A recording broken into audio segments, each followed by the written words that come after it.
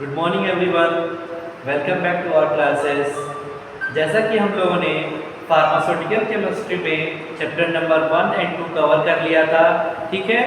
उसका लेक्चर जिन लोगों ने नहीं देखा है वो लोग जाके लेक्चर देख लेंगे।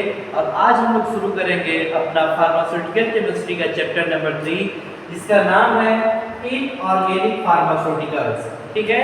पहले हम लोग जान लेते हैं कि इनऑर्गेनिक होता क्या है, ठीक है। जैसे हम लोगों ने जब केमिस्ट्री के स्कोप जब हम लोग को पढ़ाए थे तो बताया था उसमें बहुत सारे उसमें स्कोप होते हैं, ठीक है।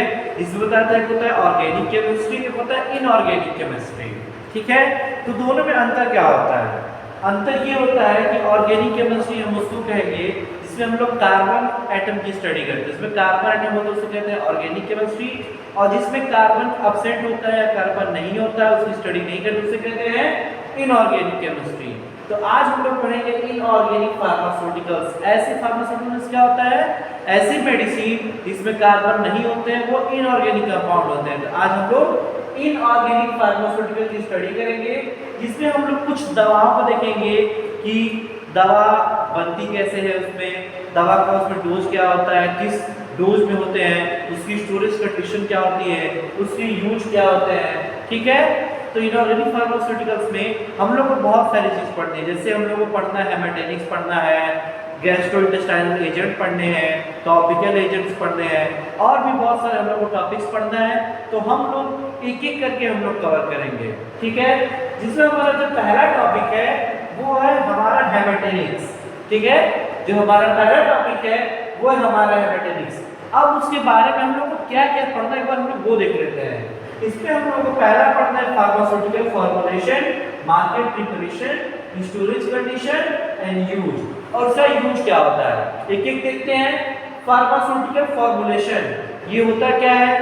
तो जैसे जो दवा होती है वो बहुत सारे फॉर्म में बहुत सारे डोजेस में एग्जिस्ट करती है। जैसे कोई सॉलिड होती है, कोई लिक्विड होता है, कोई इमल्शन होता है, कोई सस्पेंशन होता है, इंजेक्शन के फॉर्म में आते हैं। तो अलग अलग डोजेस फॉर्म में आते हैं, ठीक है ना। तो उसकी फॉर्मुलेशन के बारे में पढ़ेंगे कि ये जो दवा है वो किस फॉर्म में एग्जिस्ट कर रही है, टैबलेट के फॉर्म में है, सस्पेंशन के फॉर्म में है या सॉल्यूशन के फॉर्म में है, ठीक है। देख इसका नाम है मार्केट प्रिपरेशन। मार्केट प्रिपरेशन को हम लोग पॉपुलर ब्रांड नेम के भी नाम से जानते हैं। हो सकता है कभी कभी आपको ये पूछ ले कि इस दवा का मार्केट प्रिपरेशन बताइए, या फिर हो सकता है ये पूछ ले इसका पॉपुलर ब्रांड नेम बताइए। तो जो दोनों आएगा आपको सेम लिख लेना है, ठीक है ना। सेकेंड हमारा स्टोरेज कंडीशन। स्टोरेज कंडीशन क्या होता है? किसी भी दवा को या मेडिसिन को किस कंडीशन में हम रखेंगे कि वो हमारा मतलब सेफ रहे, इफेक्टिव रहे, ठीक है, वो हमारा दवा खराब ना हो, ठीक है। एंड यूज, उसका यूज पढ़ेंगे, ठीक है ना। ये हम लोग चार चीजें हम लोग सभी दवाओं के बारे में हम लोग पढ़ेंगे इस चैप्टर में, ठीक है ना। इस दवा की और भी सारी खासियत पढ़ते हैं। इसमें क्या होता है? फिजिकल प्रॉपर्टीज होते हैं, केमिकल रिएक्शन होती है, उनकी प्रिपरेशन होती है। तो हम लोग को उतना डिटेल नहीं पढ़ना है, ठीक है ना। डी फार्मा में, डिप्लोमा में हम लोग को सिर्फ इतना ही पढ़ना है, ठीक है ना। बाकी जो लोग एक्स्ट्रा पढ़ना चाहते हैं, मैंने लिंक में जो ग्रुप भेजा है उसमें जो आपके जो नोट्स दिए गए हैं उसमें आप लोग जाके स्टडी कर सकते हैं, जो लोग एक्स्ट्रा पढ़ना चाह रहे हैं। तो चलिए हम लोग शुरू करते हैं हमारा इस चैप्टर का पहला टॉपिक, जिसका नाम है हेमेटेनिक्स, ठीक है। तो देखते हैं कि हेमेटेनिक्स होता क्या है। These are the substances that required in the formation of blood. Haematinics हमारी ऐसी मेडिसिन होते हैं जो हमारी बॉडी में ब्लड फॉर्मेशन में हेल्प करती है। कभी कभी क्या होता है कि हमारी बॉडी में ब्लड का अमाउंट कम होता है किसी डिजीज की वजह से या किसी भी पैथोजेनिक कॉजेस की वजह से। हमारे बॉडी में जब ब्लड का अमाउंट कम हो जाता है, ठीक है, तो हमें हेमेटेनिक्स दवा यूज करना पड़ता है उसकी ब्लड को फॉर्मेशन करने के लिए। जैसे क्या होता है कि हमारी बॉडी में ब्लड बनना शुरू हो जाता है। It is used in the treatment of anaemia. Anaemia क्या होती है कौन बताएगा? Very good, लैकनेस of blood. जब हमारी बॉडी में ब्लड की कमी हो जाती है उस कंडीशन को क्या कहते हैं? एनीमिया कहते हैं, ठीक है। अब कौन बताएगा एनीमिया के कितने प्रकार होते हैं? How many types of anaemia is present in there? Very good, बहुत सारे प्रकार होते हैं। जैसे iron deficiency anaemia, aplastic anaemia, sickle cell anaemia, thalassaemia, ठीक है ना। ऐसे बहुत सारे प्रकार होते हैं हमारे एनीमिया के, जिसमें क्या होता है हमारी बॉडी में ब्लड की बनना कम हो जाता है या फिर उसके डीनेचुरल होने लगते हैं, बीमारी की वजह से उसका अमाउंट कम हो जाता है, उसके काउंट घट जाते हैं। तो जब हमारी बॉडी में जब ब्लड की लाइटनेस जब कमी हो जाती है उस कंडीशन को कहते हैं एनीमिया। तो उसी एनीमिक कंडीशन को ट्रीट करने के लिए, सही करने के लिए हम लोग किसका इस्तेमाल करते हैं? हेमेटेनिक्स का इस्तेमाल करते हैं। हेमेटेनिक्स ड्रग का इस्तेमाल करते हैं, ठीक है ना। अब देखते हैं इस हेमेटेनिक्स में होता क्या है। The main haematinics are iron, vitamin B12 and folic acid. तीन मेनली एजेंट होते हैं जो हेमेटेनिक्स कंटेन करते हैं। वो कौन कौन से हैं? Iron, vitamin B12 and folic acid, ठीक है। जैसे आप लोग को मालूम होगा हमारी बॉडी में जो ब्लड बनता है उसके लिए सबसे मेजर एलिमेंट जरूरत कौन सी पड़ती है? आयरन की, ठीक है ना। आयरन की हेल्प से हमारी बॉडी में ब्लड फॉर्मेशन होते हैं। तो देख लेते हैं कि ये आयरन का रोल क्या होता है हमारी बॉडी में, ठीक है ना। Important role of iron. Iron का क्या रोल है हमारी बॉडी में, देख ले जरा। The body contains 3 to 6 gram of iron which is essential for oxygen transport. हमारी बॉडी में क्या होता है? 3 से 6 ग्राम हमारे ऑक्सीजन होते हैं। हमारे बॉडी में 3 से 6 ग्राम आयरन प्रेजेंट होते हैं which is essential for oxygen transport, जो ऑक्सीजन को ट्रांसपोर्ट करने में हेल्प करते हैं। Iron is found in blood and tissue. Iron कहाँ कहाँ पाया जाता है? ब्लड में और टिश्यू में। Helping with oxygen transport and cell respiration, ठीक है। जो ऑक्सीजन ट्रांसपोर्ट मतलब क्या होता है? जो ब्लड को एक दूसरे से हमारी पूरी बॉडी में ट्रांसपोर्ट करता है। और सेल रेस्पिरेशन, यहाँ पे सेल रेस्पिरेशन का क्या मतलब होता है? इसका ये मतलब होता है कि वो ऑक्सीजन मॉलिक्यूल्स को कैरी करता है और कार्बन डाइऑक्साइड को बाहर ले आता है। सेल रेस्पिरेशन में यही तो होता है ना कि कार्बन डाइऑक्साइड को बाहर करना और ऑक्सीजन को अंदर करना, उसी को कहा जाता है रेस्पिरेशन, ठीक है। नेक्स्ट हमारा पॉइंट है it strengthens the immune system by adding cell growth and development. ये हमारा जो ब्लड क्या होता है? ये हमारे इम्यून सिस्टम को भी क्या करता है? मजबूत करता है और cell growth and development, cell की ग्रोथ में हेल्प करता है। Next, ferrous ions easily absorb in blood to treat anaemia, ठीक है। And ferric ions applied externally as astringent, ठीक है। हमारा जो आयरन होता है ना, वो बॉडी में ना आयरन इतना नहीं एब्सॉर्ब होता है, वो अपना फॉर्म चेंज कर देता है। जैसे फेरस आयरन, ठीक है ना, Fe2+ एंड Fe3+ अलग अलग फॉर्म में एग्जिस्ट करता है। जैसे जो Fe2+ होता है वो हमारे ब्लड में इजीली एब्सॉर्ब हो जाता है, जिससे एनीमिक कंडीशन सही हो जाती है, ठीक है। और जो Fe3+ जो फेरिक आयंस होते हैं वो क्या होते हैं? वो एक्सटर्नली एज एस्ट्रिंजेंट इस्तेमाल किए जाते हैं, ठीक है। एज एस्ट्रिंजेंट जो हम लोग टॉपिकली इस्तेमाल करते हैं एक्सटर्नल स्किन पे, जैसे मान लीजिए, हाँ, जैसे आप लोगों ने देखा होगा कोविडोन आयोडीन का नाम सुना है? कोविडोन आयोडीन जो किसी कट पे लगाया जाता है वो क्या होता है? वो यही होता है Fe3+ जो आपको एक्सटर्नली एज एस्ट्रिंजेंट लगाया जाता है आपके स्किन पर, ठीक है ना। Very good. ये हमारे क्या हो गए? ये हमारे हो गए रोल ऑफ आयरन की हमारी बॉडी में आयरन का क्या रोल होता है। चलिए अब हम लोग कंपाउंड्स ऑफ हेमेटेनिक्स, हमारा नेक्स्ट टॉपिक पढ़ेंगे कंपाउंड्स ऑफ हेमेटेनिक्स। हेमेटेनिक्स के कौन कौन से कंपाउंड होते हैं और कौन कौन सी ड्रग्स होती हैं। जो हेमेटेनिक्स कह सकते हैं इसको टाइप ऑफ हेमेटेनिक्स, कि हेमेटेनिक्स कितने प्रकार के होते हैं, ठीक है। तो चलिए देखते हैं हेमेटेनिक्स कितने प्रकार के होते हैं। मेनली हमारे 5 टाइप के हेमेटेनिक्स होते हैं, ठीक है। कौन कौन से? Ferrous sulphate, ferrous fumarate, ferrous ammonium citrate, ferrous ascorbate and last one is carbonyl iron, ठीक है। ये जो हमारे 5 टॉपिक्स हैं ये हमारे टाइप्स ऑफ हेमेटेनिक्स ड्रग्स हैं। ये ऐसी दवाइयां हैं जो आपकी बॉडी में ब्लड फॉर्मेशन में हेल्प करती हैं, जिससे एनीमिया की कंडीशन को सही की जा सके, ठीक है।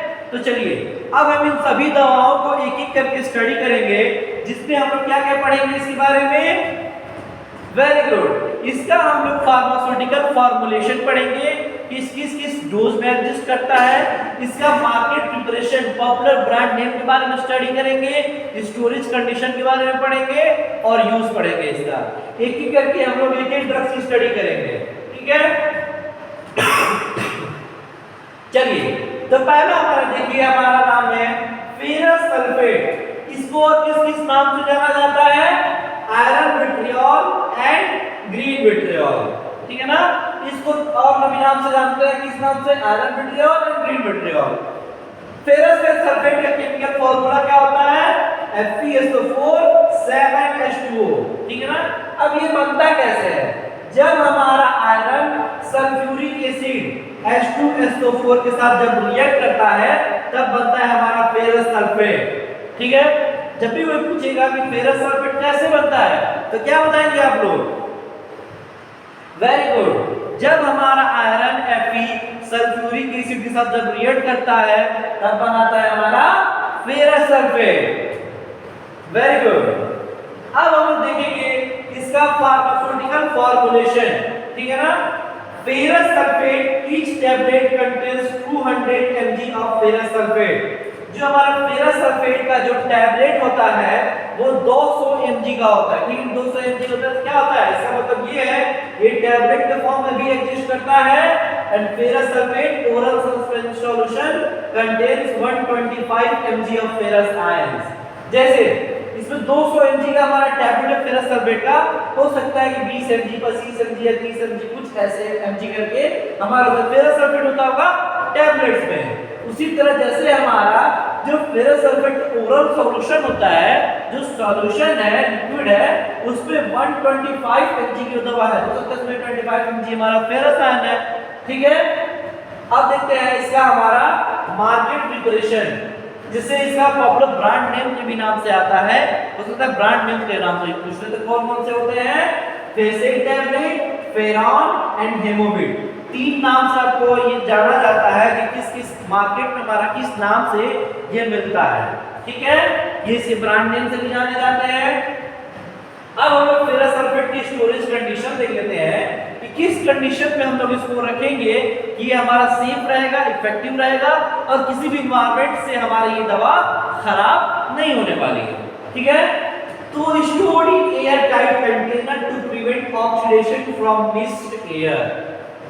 कोई भी दवा होती है, हम लोग नहीं चाहेंगे कि हमारी दवा खराब हो, ठीक है ना। तो इसको स्टोर करने के लिए क्या करेंगे हम लोग? इसको एयर टाइट कंटेनर ऐसे इसको पैक करेंगे कि वो टाइटली पैक रहे कि उसमें एयर का इंटरैक्शन ना हो, उसमें एयर मॉलिक्यूल्स न इंटर करें। क्योंकि अगर किसी उसमें अगर एयर इंटर हो गया तो हमारा जो मेडिसिन है वो ऑक्सीडाइज हो जाएगा, क्योंकि जब उसमें ऑक्सीजन के मॉलिक्यूल जब इंटरैक्ट हो जाएंगे और वो ऑक्सीडाइज हो जाएंगे और क्या करेंगे? वो हमारी मेडिसिन को उतना इफेक्टिव और खराब कर देंगे, ठीक है ना। नेक्स्ट अब हम लोग पढ़ेंगे इसका यूज क्या होता है फेरस सल्फेट का? Use as haematinic to promote the formation of haemoglobin. ये जो दवा होती है फेरस सल्फेट, इसको ऐसे हम लोग हेमेटेनिक एजेंट की तरह इस्तेमाल कर रहे हैं। किस लिए? For the formation of haemoglobin. हमारी बॉडी में हीमोग्लोबिन को बनाने के लिए, हीमोग्लोबिन क्या होता है? ब्लड। नेक्स्ट यूज क्या है? Use in treatment of anaemia caused by the iron deficiency anaemia. Mainly जो फेरस होते हैं, फिर जितने भी सारे इसके मॉलिक्यूल्स होते हैं वो ज्यादातर आयरन डिफिशिएंसी एनीमिया में ही इस्तेमाल किए जाते हैं, ठीक है ना। नेक्स्ट यूज क्या है इसका? Use as an insecticide in agriculture. और एग्रीकल्चर जो खेती होती है उसमें जो फेरस सल्फेट होते हैं कभी-कभी वो एज एन इंसेक्टिसाइड, कीड़े मकोड़ों को मारने के लिए इस्तेमाल किया जाता है, ठीक है। आप लोग सभी तो पढ़ लिया आप लोग फेरस सल्फेट के बारे में। फेरस सल्फेट का फॉर्मुलेशन क्या होता है, मार्केट प्रिपरेशन क्या होता है, ब्रांड नेम क्या होता है और यूज क्या होता है। ऐसे ही हम लोग इसके और भी जो 4 टाइप्स हैं हेमेटेनिक एजेंट के, सब के बारे में स्टडी करेंगे, ठीक है ना। तो चलिए हमारा दूसरा है फेरस फ्यूमरेट। हमारा दूसरा टाइप है हेमेटेनिक एजेंट का फेरस फ्यूमरेट। अब ये बनता कैसे है? जब हमारा फेरस सल्फेट सोडियम फ्यूमरेट के साथ जब रिएक्ट करता है तब बनता है फेरस फ्यूमरेट। ठीक है, अब हमारा नेक्स्ट है फार्मास्यूटिकल फॉर्मुलेशन। ये क्या होता है कि किस किस फॉर्म में वो एग्जिस्ट करता है। तो फेरस फ्यूमरेट सिरप, ये जो फेरस फ्यूमरेट होता है वो सिरप के फॉर्म में एग्जिस्ट करता है। Ferrous fumarate and folic acid tablet, ये जो फेरस फ्यूमरेट होते हैं ये हमारे कॉम्बिनेशन में भी पाए जाते हैं। किसके कॉम्बिनेशन में? Ferrous fumarate and folic acid tablets, इन दोनों को कॉम्बिनेशन में दिया जाता है। ठीक है, नेक्स्ट है हमारा मार्केट प्रिपरेशन, कि ये जो फेरस फ्यूमरेट होता है मार्केट में किस किस नाम से, किस किस ब्रांड नेम से मिलता है। कौन कौन से? वो फेल्सामल, गाल्फर, सीप्रेस, इकोफर, ये कुछ ऐसे नाम है जिसके नाम से दवा मिलती है। नेक्स्ट है हमारा स्टोरेज कंडीशन, कि फेरस फ्यूमरेट को कैसे हम लोग स्टोर करेंगे। ठीक है, इसमें क्या है? Stored in clean, dry and well close container. ये जो फेरस फ्यूमरेट दवा होती है इसे हम लोग साफ, सूखे और वेल क्लोज कंटेनर, मतलब टाइटली पैक कंटेनर में हम लोग इसको रखेंगे। ठीक है ना, कि जिससे कोई भी एयर हमारे उस मेडिसिन में एंटर ना करे और वो ऑक्सीडाइज होकर उसको खराब ना करे। ठीक है, it should be keeped in cool place. इनको जो दवा होती है फेरस फ्यूमरेट, ये क्या करेंगे? इसको ठंडी जगह रखेंगे। ठीक है, जैसे कुछ इसका टेम्परेचर डाउन करके रखेंगे। इसका यूज क्या होता है? It is used in treatment of iron deficiency anaemia. मैंने पहले आप लोगों को बताया कि जितने भी फेरस के कंपाउंड के जितने भी मेडिसिन होते हैं ज्यादातर ये जो होती हैं वो आयरन डिफिशिएंसी एनीमिया की ट्रीटमेंट में ही इस्तेमाल की जाती हैं। ठीक है, चलिए अब हम लोग अपना तीसरा टॉपिक पढ़ते हैं जिसका नाम है फेरिक एमोनियम सिट्रेट। क्या नाम है? Ferric ammonium citrate. इसका फार्मास्यूटिकल फॉर्मुलेशन देखते हैं, इसके फॉर्म में आता है फेरिक एमोनियम सिट्रेट टैबलेट्स, उसी के टैबलेट्स के फॉर्म में आता है। Next ferric ammonium citrate solution, liquid के फॉर्म में, सॉल्यूशन के फॉर्म में। जो फेरिक एमोनियम सिट्रेट जो दवा होती है वो टैबलेट और सॉल्यूशन दोनों फॉर्म में एग्जिस्ट करती है। ठीक है, किस किस ब्रांड नेम से, किस किस मार्केट प्रिपरेशन के नाम से आती है? फेरोप्लस, एलरेड एंड फेरेब्लो हेमोग्लोबिन, एचबी।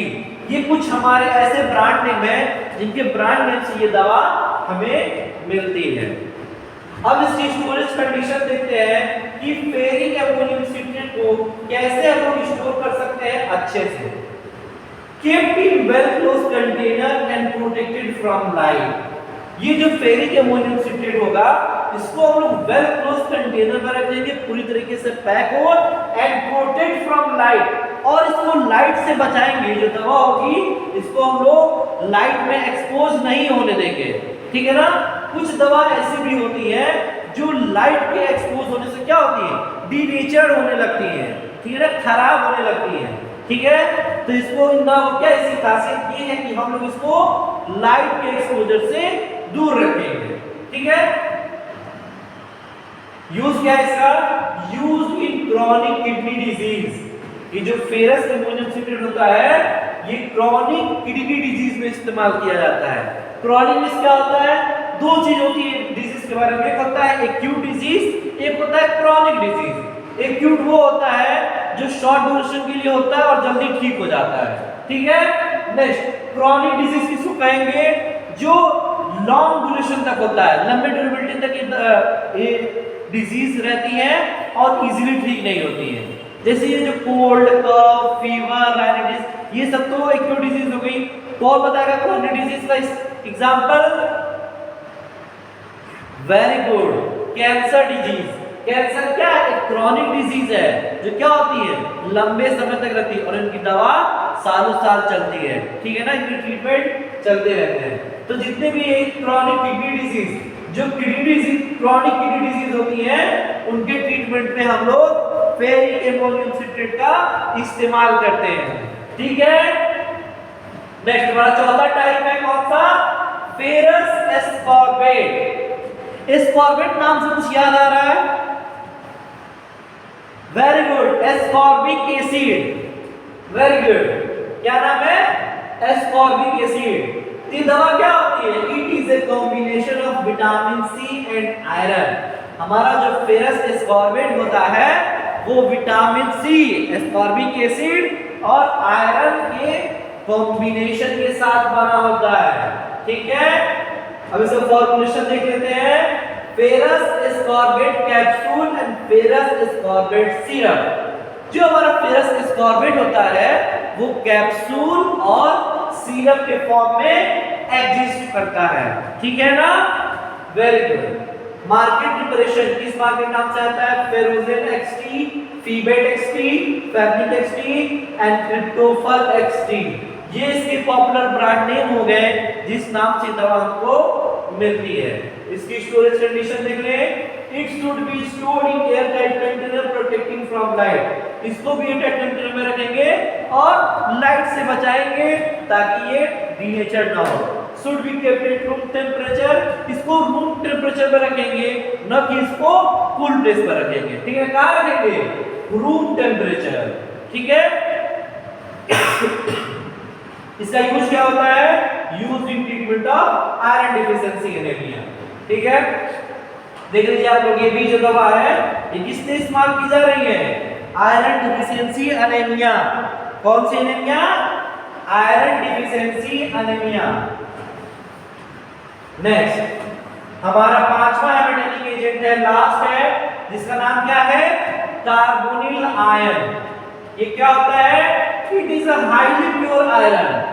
ये हमारा जो आयरन होता है वो पांचों में से जो सबसे ज्यादा जो प्योर होता है वो कौन सा होता है? Carbonyl ion. कौन सा आयन? Carbonyl ion. किस किस फॉर्मुलेशन में आता है? टैबलेट्स में मिलता है, कैप्सूल में, ओरल सस्पेंशन में एंड पैलेट्स। ठीक है ना, इन डोजेस फॉर्म में ये एग्जिस्ट करता है। अब ये सब क्या होते हैं? Tablet, capsule, oral suspension, pellets. ये आप लोगों के फार्मास्यूटिक्स का पार्ट है जिसमें आप लोगों को डोजेस फॉर्म में बताया जाएगा कि टैबलेट होते क्या है, कैप्सूल क्या होते हैं, सस्पेंशन क्या होते हैं, पैलेट्स क्या होते हैं, इमल्शन क्या होते हैं। ठीक है, ये सब चीज आपको स्टडीज में पढ़ाई जाएंगी। ठीक है, ये मार्केट प्रिपरेशन किस नाम से आते हैं? कार्बिफोर, आयरोला, हेमेटोन एंड कार्बोजस जेट। ठीक है, ये ब्रांड नेम से आते हैं। इसका स्टोरेज कंडीशन क्या है? It should be stored in air tight container at room temperature. इसको हम लोग रूम टेम्परेचर पर ही एयर टाइट कंटेनर में रखेंगे। कहाँ रखेंगे? रूम टेम्परेचर पर ही इसको air tight container closely packed रखेंगे। यूज क्या होता है? Use as a dietary iron supplement. ठीक है, इसको हम लोग यूज किस में करते हैं? डाइटरी सप्लीमेंट, सप्लीमेंट की तरह इस्तेमाल होता है। ठीक है, next, use to treat iron deficiency anaemia. ये भी सेम। ज्यादातर हमारा जो हेमेटोनिक्स होते हैं वो आयरन डिफिशियंसी एनीमिया के ट्रीटमेंट में ही इस्तेमाल की जाती है। ठीक है, ये हमारे चैप्टर नंबर 3 का पहला पार्ट था। क्या था? हेमेटोनिक एजेंट। अब हम लोग इस चैप्टर का दूसरा पार्ट पढ़ेंगे जिसका नाम है गैस्ट्रोइंटेस्टाइनल एजेंट। ठीक है, तो इससे पहले आप लोग हेमेटोनिक्स के बारे में सब कुछ पढ़ लीजिएगा कि हेमेटोनिक्स होता क्या है, कौन कौन से कंपोनेंट होते हैं, iron, vitamin B12, folic acid कितने टाइप्स के होते हैं। आप लोग उसके पांचों टाइप्स कंपाउंड्स के बारे में पढ़ लीजिएगा। ठीक है, ferrous fumarate, ferrous sulphate, ferrous ascorbic, carbonyl ion, ferrous ammonium citrate, जितने भी टाइप होते हैं आप लोग उनके बारे में एक एक करके स्टडी कर लीजिएगा और ज्यादा डिटेल स्टडी नहीं करनी है, सिर्फ आपको उसको फॉर्मुलेशन की स्टडी करनी है, उसकी मार्केट प्रिपरेशन, ब्रांड नेम की स्टडी करनी है, स्टोरेज कंडीशन एंड यूज के बारे में पढ़ना है। ठीक है, सिर्फ इतना ही हम लोगों को डिप्लोमा इन फार्मेसी के सिलेबस में हम लोग को इतना टॉपिक कवर करना है। हमारा जो इस चैप्टर का नेक्स्ट टॉपिक होने वाला है उसका नाम है गैस्ट्रोइंटेस्टाइनल एजेंट। ठीक है, गैस्ट्रोइंटेस्टाइनल एजेंट। इस लेक्चर को, इस टॉपिक को हम लोग अगले लेक्चर में कवर करेंगे। ठीक है, लेकिन इसके बारे में आपको कुछ बता दूं कि ये एजेंट क्या होती है? ड्रग्स या मेडिसिन। क्या होती है? ड्रग्स या मेडिसिन। ऐसी मेडिसिन जो गैस्ट्रोइंटेस्टाइनल, जो हमारे इंटेस्टाइन में इस्तेमाल की जाती है। गैस्ट्रोइंटेस्टाइनल क्या? जीआई ट्रैक्ट का नाम सुना है? गैस्ट्रोइंटेस्टाइनल ट्रैक्ट, ऐसी मेडिसिन, गैस्ट्रोइंटेस्टाइनल ट्रैक्ट क्या होता है? जो हमारा सिस्टम माउथ से स्टार्ट होके हमारे पूरी सिस्टम रेक्टम तक जाता है, उसे क्या कहते हैं? Gastrointestinal tract. कितने कितने उसमें कितने कितने ऑर्गन्स होते हैं? Mouth, oesophagus, stomach, small intestine, large intestine, rectum. ये जो सारे पार्ट होते हैं वो हमारे गैस्ट्रोइंटेस्टाइनल सिस्टम के पार्ट होते हैं, ठीक है ना? तो वो कभी कभी होता है कि इसमें कभी कभी कुछ डिजीजेस हो जाती है, जैसे एसिडिटी हो गई, अल्सर हो गए, ठीक है ना, एसिड का लेवल बढ़ जाना, बहुत सारी कुछ ऐसी डिजीज होती हैं जो हम लोग इस टॉपिक में हम लोग पढ़ेंगे, ठीक है ना? यहाँ तक इतना ही। हम लोग इस टॉपिक को अगले लेक्चर में कवर करेंगे, गैस्ट्रोइंटेस्टाइनल एजेंट। आप लोग आखिरी जो हमारा टॉपिक हमने पढ़ाया है हेपेटाइटिक एजेंट, वो आप लोग देख लीजिएगा। यहाँ तक के लिए थैंक यू।